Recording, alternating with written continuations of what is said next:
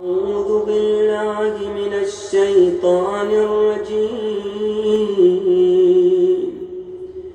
بسم الله الرحمن الرحيم اللهم صل على محمد وآل محمد.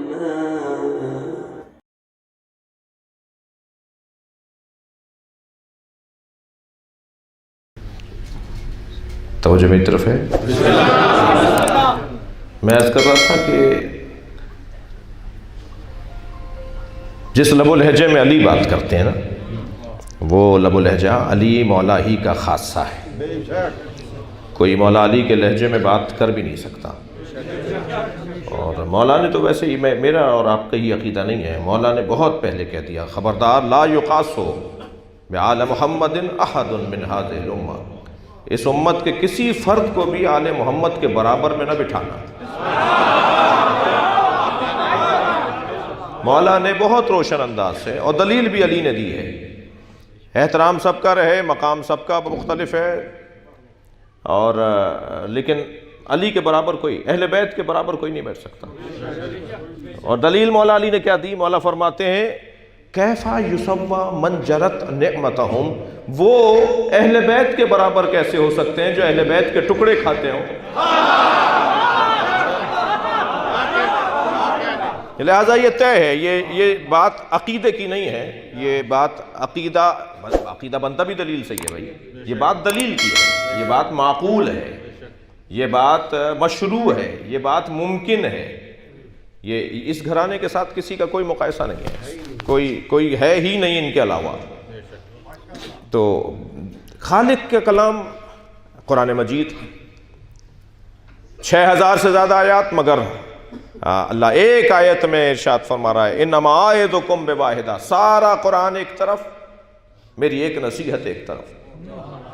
ان تقوموا للہ، جو کام کرو اللہ کی خاطر کرو، مل کر کرو یا علیحدہ رہ کے کرو.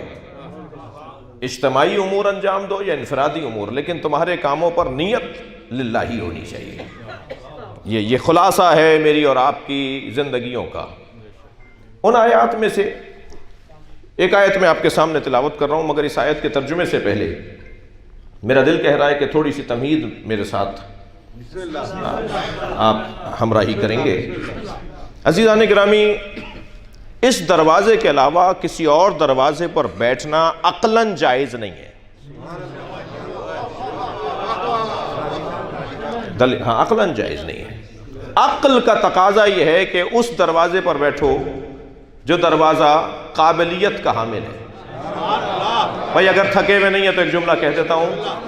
ہر جگہ ایک ہی آواز ہے کہ میرٹ پہ تقرریاں ہونی چاہیے، میرٹ پہ داخلے ہونے چاہیے، میرٹ پہ تبادلے ہونے چاہیے، میرٹ پہ پارٹی ٹکٹس ملنے چاہیے. ہم بھی تو 1400 سال سے مجلس اسی لیے کر رہے ہیں کہ نبی کے بعد میرٹ پہ ماننا چاہیے.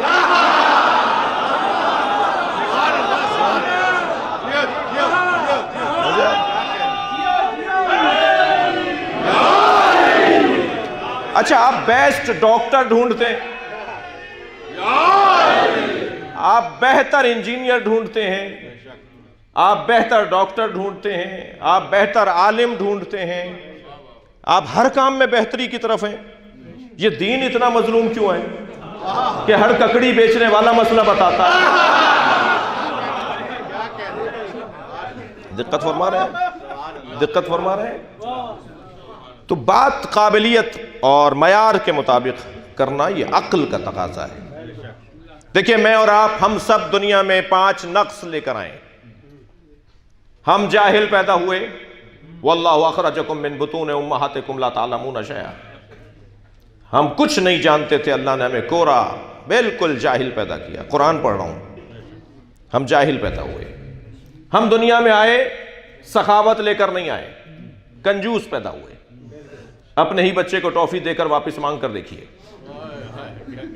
آپ کی دی ہوئی ٹافی واپس نہیں کرے گا، اتنا کنجوس ہے. اور ہم بھی ایسے ہی تھے. ہم بھول گئے وہ اور بات ہے، مگر ہم جیسے بنے تھے وہ ایسے بنے تھے.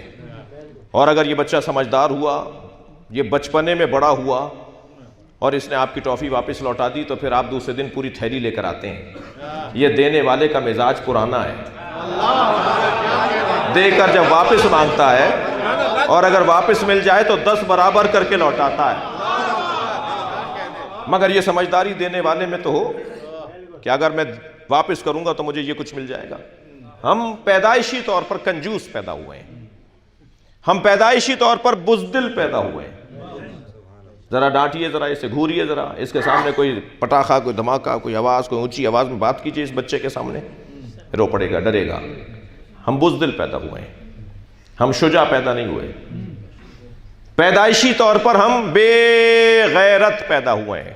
کھینچ کر اس لیے بولا تاکہ آپ کو برا نہیں لگے. ہم غیرت لے کر پیدا نہیں ہوئے. برابر کی بچی لے جاتی تھی, خالہ آپ کا بچہ بڑا پیارا لگتا ہے, کھلا لوں کچھ دیر. اماں نے نئے کپڑے پہنائے, دودھ پلایا, کھانا وانا کھلایا, جو بھی فیرنی دلیا جو بھی, اور بچی کو دے دیا. 2 گھنٹے بعد اماں کو یاد آیا کہ ان کا بچہ برابر میں گیا تھا. جب یہ لینے گئی تو معلوم ہوا برابر والی بچی لے گئی تھی. برابر میں گئی تو معلوم ہوا برابر والی بچی لے گئی تھی. گیا برابر والے گھر میں تھا, نکلا 8ویں گھر سے.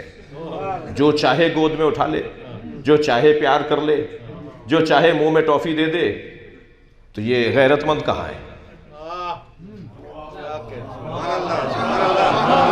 پیدائشی طور پہ یہ حال ہے ہمارا. اچھا, اگر جملہ یہی عرض کر دوں کہ اگر کسی اور کی گود میں پلنا بے غیرتی ہے تو فرد اگر کسی اور کی گود میں پلے تو بے غیرت, اور پورا ملک کسی اور کی گود میں پلے تو. صلوات پڑھے محمد و آل محمد پر.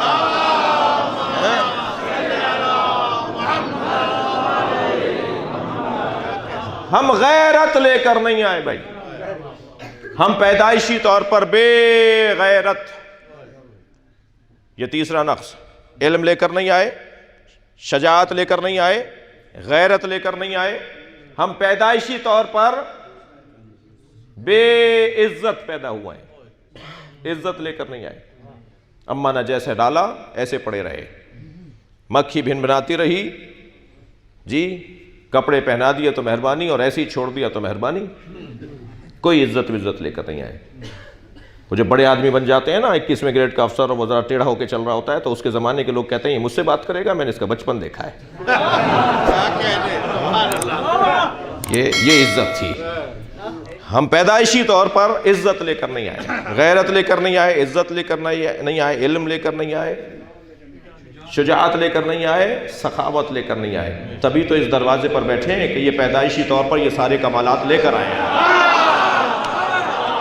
صلوات پڑھ لیں ذرا محمد و آل محمد.